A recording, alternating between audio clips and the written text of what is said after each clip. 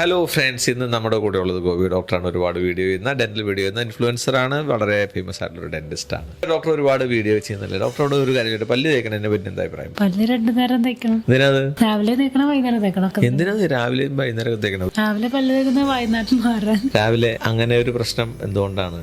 രാത്രി മുഴുവൻ ഓവർനൈറ്റ് ഇരിക്കുമ്പോൾ വാ ഡ്രൈ ആവുന്നുണ്ടാവും. അപ്പം എന്തെങ്കിലും ഫുഡ് ഡെബ്രി ഒക്കെ ബാക്കിയിരിക്കുന്നതും ഈ ബാക്ടീരിയ ഒക്കെ ആയിട്ട് ഒരു ഫോൾ സ്മെല്ല് പ്രൊഡ്യൂസ് ചെയ്യുന്നുണ്ടാവും. നിങ്ങൾ പറയാന്ന് വെച്ചാൽ രാവിലെ പല്ല് തേക്കേണ്ടത് നമുക്ക് വേണ്ടിയാണ്, അങ്ങനെയാണോ? ഇല്ല, രാവിലെ പല്ല് തേക്കുന്നത് നാട്ടുകാർക്ക്. അതായത് നമ്മളെ പറ്റി നാട്ടുകാർക്ക് വേറെ നമ്മളോട് ദേഷ്യം തോന്നാതിരിക്കാൻ, അല്ലെ അവർക്ക് നമ്മളെ കൊണ്ട് ബുദ്ധിമുട്ടില്ലാതിരിക്കും. ഓരോരുത്തർക്കും ഓരോ അഭിപ്രായം.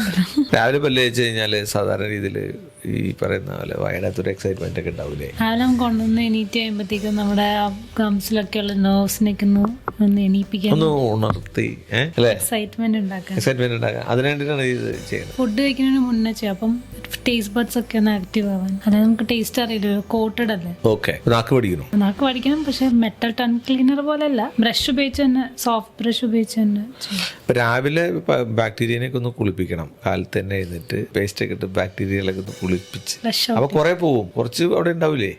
ഫുഡ് കഴിച്ചിട്ട് ബ്രഷ് ചെയ്യാൻ പാടില്ല എന്നും പറയുന്നു. ഉടനെ എന്താ അങ്ങനെ പറയണേ? ഫുഡ് കഴിച്ചു കഴിഞ്ഞാൽ ഉടനെ നമ്മൾ പല ആസിഡ് ബേസ് ഒക്കെ ഉപയോഗിക്കുന്നുണ്ടല്ലോ. അപ്പം ആസിഡൊക്കെ ആകുമ്പോൾ കുറച്ചൊന്ന് സോഫ്റ്റർ ആവും തോന്നുന്നു. അപ്പൊ അതുകൊണ്ട് ഇനാമല് തേഞ്ഞു പോകാനുള്ള സാധ്യത കൂടുതലാണ്. ബ്രഷിങ്ങിനെ പറ്റി നിങ്ങൾ ഒരുപാട് വീഡിയോ ചെയ്തിട്ടുണ്ട്, പേസ്റ്റ് ചെയ്തെടുക്കണമെന്ന് ചെയ്തിട്ടുണ്ട്. അപ്പൊ ഇതിനകത്ത് പലപ്പോഴും ഒരു സംശയം ഉള്ളതുകൊണ്ടാണ് ഞാനിങ്ങനെ ചോദിക്കുന്നത്. എപ്പോഴും ഒരു കോൺട്രവേഴ്സി ഉണ്ടെന്ന്, ഓരോരുത്തർക്കും ഓരോ അഭിപ്രായം, ഓരോ സ്കൂൾ ഓഫ് തോട്ട്. ലോജിക്കലി കണ്ടിട്ട് പേഷ്യൻസ് തീരുമാനിക്കണം. അത് തന്നെ. മാത്രമല്ല, brushing, flossing, wash, water picking, oil pulling, ഇങ്ങനെയൊക്കെ ഒരുപാട് കാര്യങ്ങൾ ഈ ലോകത്ത് വായനെ സൂക്ഷിക്കാനുണ്ട്. പക്ഷെ ഇതൊക്കെ എപ്പോൾ ചെയ്യണം, എങ്ങനെ ചെയ്യണം എന്നുള്ളത് വെച്ച് ഡോക്ടർ ഒരു വീഡിയോ ചെയ്യണം. അതിന്റെ ഓർഡർ എങ്ങനെയാണ്? അതെ, അത് നമുക്ക് പറയണ്ടേ?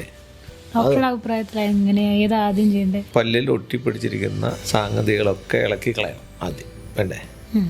ആദ്യം ഇളക്കണം. ഇളക്കുക എന്ന് പറയുമ്പോൾ ഏറ്റവും ബുദ്ധിമുട്ടുള്ളത് പല്ലിന്റെ ഇടയിലുള്ള ഇളക്കലാണ്. അവിടെ ഒട്ടിപ്പിടിച്ചിരിക്കുന്ന ഇതൊക്കെ ഇളക്കിയെടുക്കാനായിട്ടാണ് ആദ്യം നമ്മൾ ശ്രമിക്കേണ്ടത്. അത് ഇളക്കുന്നത് ഫ്ലോസിങ്ങിലൂടെയാണ്. പക്ഷെ മലയാളികൾ ഫ്ലോസിങ് എത്രത്തോളം ചെയ്യുന്നുണ്ടെന്ന് ചോദിച്ചാൽ വളരെ കുറച്ച്. ഫ്ലോസിങ് ആണ് ആദ്യം ചെയ്യേണ്ടത്. അതിനൊരു ചെറിയ മടി എല്ലാവർക്കും ഉണ്ട്. നമുക്കത് വിശദമായിട്ടൊരു സംഗതി ജനങ്ങൾക്ക് പറഞ്ഞു കൊടുക്കണം, നമ്മുടെ ഓഡിയൻസിനോട് പറഞ്ഞു കൊടുക്കണം. രാവിലെ പല്ലിലേക്ക് വായില്ലാത്ത എക്സൈറ്റ്മെന്റ് വരാനല്ല. നമുക്ക് മോണയിലൊക്കെ നിറയെ നെർവ് ഫൈബേഴ്സ് ഉണ്ടല്ലോ. അപ്പൊ അതിന്റെ ഒരു സ്റ്റിമുലേഷൻ, ചെറിയ മൂവ്മെന്റ്, ഒരു അക്യുപഞ്ചർ പോലെ തന്നെ ബ്രഷ് ആക്ട് ചെയ്യുന്നത്. ചെറിയ മൂവ്മെന്റിലൂടെ അതിനെ ഒന്ന് ഉത്തേജിപ്പിച്ചെടുക്കുമ്പോൾ നമുക്ക് ആ എക്സൈറ്റ് ബ്രെയിനിലേക്ക് സിഗ്നൽസ് സെൻഡ് ആവും. ഓക്കെ, അപ്പൊ നമ്മുടെ ഫൈബേഴ്സ്, സി ഫൈബേഴ്സ് എന്നാണ് കണ്ടാ പറയുന്നത് അല്ലേ?